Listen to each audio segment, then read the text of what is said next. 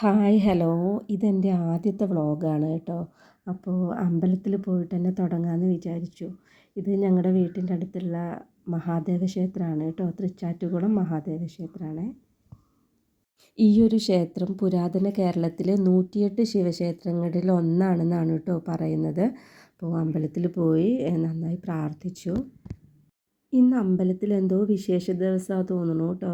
നിറയെ ആൾക്കാരും അതുപോലെ നിറയെ ദീപങ്ങളൊക്കെ ഉണ്ടായിരുന്നു കേട്ടോ. പൊതുവെ അങ്ങനെ ഉണ്ടാവാറില്ല ഇവിടെ, പക്ഷെ നിറയെ ദീപങ്ങളുണ്ടായിരുന്നു. എന്നാലും ആൾക്കാരുണ്ടെങ്കിൽ നന്നായിട്ട് ഭഗവാനെ തൊഴാൻ കഴിഞ്ഞു കേട്ടോ. ഭഗവാനെ തൊഴുത് ഞങ്ങൾ ഇറങ്ങി കേട്ടോ. നേരെ വീട്ടിൽ പോയിട്ട് രാവിലത്തെ ബ്രേക്ക്ഫാസ്റ്റൊക്കെ ഉണ്ടാക്കാനുണ്ട്. ഇന്ന് നമുക്ക് ബീട്രൂട്ട് ദോശയാണ് ഉണ്ടാക്കിയത്. ഉരുളക്കിഴങ്ങ് മസാലയും മിൻറ്റ് ചട്നിയും അതുപോലെ തന്നെ ചമ്മന്തിയാണ് ഉണ്ടായിരുന്നത് കേട്ടോ.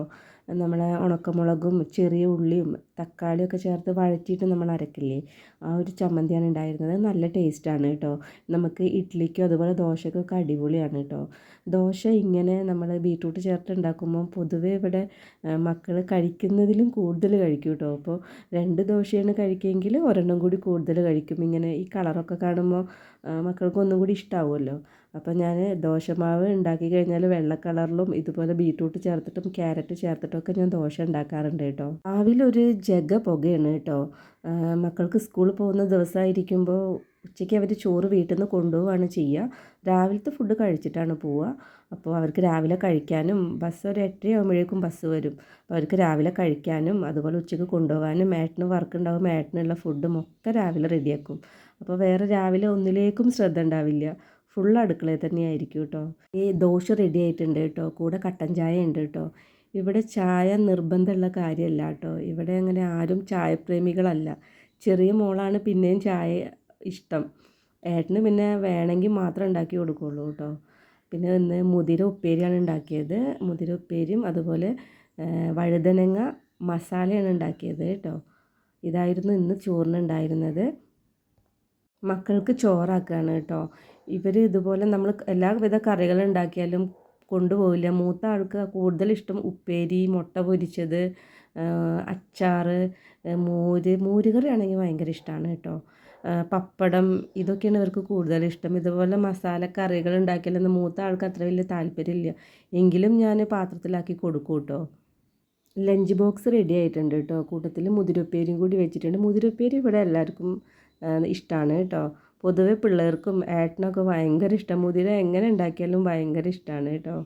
ഫ്രിഡ്ജ് കാലിയാണ് കേട്ടോ. അപ്പോൾ കുറച്ച് വെജിറ്റബിൾസൊക്കെ വാങ്ങിക്കാൻ പോകാനുണ്ട്. അപ്പോൾ അതേ ഉച്ച കഴിഞ്ഞപ്പോൾ ഞാനും ഏട്ടനും കൂടി കുറച്ച് സാധനങ്ങളൊക്കെ വാങ്ങിക്കാൻ വേണ്ടിയിട്ട് ഇറങ്ങി. ഇത് അരുവിക്കുറ്റി കായലാണ് കേട്ടോ. കൈതപ്പുഴ കായൽ എന്നൊക്കെ പറയും. വേമ്പനാട്ട് കായലിൻ്റെ കൈവഴി അങ്ങനെ എന്തോ ആണ് കേട്ടോ. പക്ഷെ കൈതപ്പുഴ കായൽ എന്ന് പറയും. ഞങ്ങളുടെ അരുവിക്കുറ്റിനെയും അരൂരിനെയും ബന്ധിപ്പിക്കുന്ന ബ്രിഡ്ജാണ് കേട്ടോ. അപ്പോൾ ജസ്റ്റ് ഞങ്ങൾ അതിൽ കൂടെ പാസ് ചെയ്തപ്പോൾ ഒന്ന് അവിടെ ഇറങ്ങി. നിറയെ വെള്ളമുണ്ട് കേട്ടോ. എനിക്കിങ്ങനെ വെള്ളം കാണുന്നത് ഭയങ്കര പേടിയാണ്. എങ്കിലും ജസ്റ്റ് പാസ് ചെയ്തപ്പോൾ ഒന്ന് അവിടെ ഇറങ്ങി.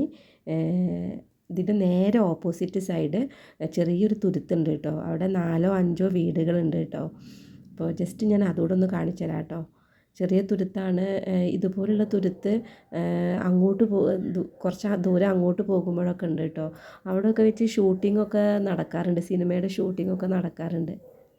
പിന്നെ ഞങ്ങൾ ഈ പാലം ഇറങ്ങിയിട്ട് താഴേക്കൂടെ ഇങ്ങനെ ഇറങ്ങിയപ്പോൾ അവിടെ ചീനവല കണ്ടു കേട്ടോ. അപ്പോൾ ജസ്റ്റ് അതൊന്ന് കാണാൻ വേണ്ടിയിട്ട് ഇറങ്ങി കേട്ടോ. ഈ ചീനവല ഇവിടെ പൊതുവെ കുറവാണ്. കൊച്ചിക്കായലിലാണ് കൂടുതലായിട്ടും ഈ ഒരു ചീനവല കാണാറുള്ളത് കേട്ടോ. ഇത് സംഭവം ഒരു മത്സ്യബന്ധനം സംഭവമാണ് എന്നറിയാം. സംവിധാനമാണ്, മീൻ പിടിക്കുന്ന സംവിധാനമാണെന്നറിയാം. ഇതെങ്ങനെയാണെന്നൊന്നും അറിയില്ല കേട്ടോ. അപ്പോൾ ജസ്റ്റ് ഇങ്ങനെ കണ്ടപ്പോൾ ഞങ്ങളൊന്ന് അവിടെ ഇറങ്ങി.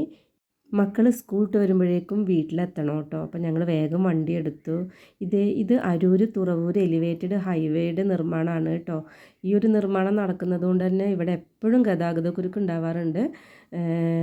ഈ ഒരു പാലം എന്ന് പറയുന്നത് 6 വരിപ്പാതയാണ് മുകളിൽ വരുന്നത്. നമ്മുടെ രാജ്യത്തെ ഏറ്റവും നീളമുള്ള ഉയരപാത എന്നാണ് കേട്ടോ ഇത് പറയുന്നത്. 12.75 കിലോമീറ്ററോ അങ്ങനെ എന്തോ നീളമുണ്ട് കേട്ടോ ഇത്. അപ്പോൾ ഞങ്ങൾ പച്ചക്കറി കടയിൽ എത്തിയിട്ടുണ്ട്. വലിയ ബ്ലോക്കൊന്നും ആ സമയത്ത് കിട്ടിയിട്ടുണ്ടായിരുന്നില്ല കേട്ടോ. ഞങ്ങൾ ആവശ്യമുള്ള പച്ചക്കറിയൊക്കെ വാങ്ങി. കൂടുതലും ഞങ്ങൾ പച്ചക്കറിയാണ് കേട്ടോ ഉപയോഗിക്കാറ്. അപ്പോൾ ആവശ്യത്തിന് പച്ചക്കറി വാങ്ങി. പിന്നെ പിള്ളേർക്ക് കഴിക്കാൻ കുറച്ച് സ്നാക്സ് കൂടെ വാങ്ങിക്കാൻ വേണ്ടിയിട്ട് കയറിയിട്ടുണ്ട്. മേൽപ്പാലത്തിൻ്റെ പണി നടക്കുന്നത് കൊണ്ട് അതിലൂടെ പോകാൻ പേടിയാണ് കേട്ടോ. എപ്പോഴും വർക്ക് നടന്നുകൊണ്ടിരിക്കുകയാണ് കേട്ടോ, 24 ഹവേഴ്സും. കഴിഞ്ഞ ദിവസം പാലത്തിൻ്റെ കുറച്ച് പോർഷൻസ് വീണിട്ട് അപകടമൊക്കെ ഉണ്ടായിരുന്നു കേട്ടോ, ന്യൂസിലൊക്കെ ഉണ്ടായിരുന്നു അത്. അപ്പോൾ ഞങ്ങളിതേ മെല്ലെ ആ ഒരു ഭാഗം കഴിഞ്ഞ് ഞങ്ങളുടെ റോട്ടിലേക്ക് കയറിയിട്ടുണ്ട്. ആവശ്യമുള്ള കുറച്ച് സാധനങ്ങളും കൂടെ വാങ്ങിയിട്ട് ഞങ്ങളിതേ നേരെ വീട്ടിലെത്തി. വൈകിട്ടൊരു കട്ടനും അടിച്ചു. ഇതേ കൊണ്ടുവന്ന പച്ചക്കറിയൊക്കെ ഫ്രിഡ്ജിൽ അത് റെഡിയാക്കി വെച്ചു. ദേ മീൻ പൊരിക്കുന്ന മണം കേട്ടിട്ട് കുഞ്ഞിപ്പൂച്ച ഓടിയെത്തിയിട്ടുണ്ട് കേട്ടോ. പിന്നെ ദേ സ്കൂളിട്ട് വന്നപ്പോൾ ഏട്ട അവരെല്ലാം കൊണ്ട് ജസ്റ്റ് ഒന്ന് പുറത്തേക്ക് പോയതാണ് കേട്ടോ. ഇന്നത്തെ വ്ളോഗ് ഇത്രയേ ഉള്ളൂ. അപ്പോൾ വീണ്ടും കാണാം.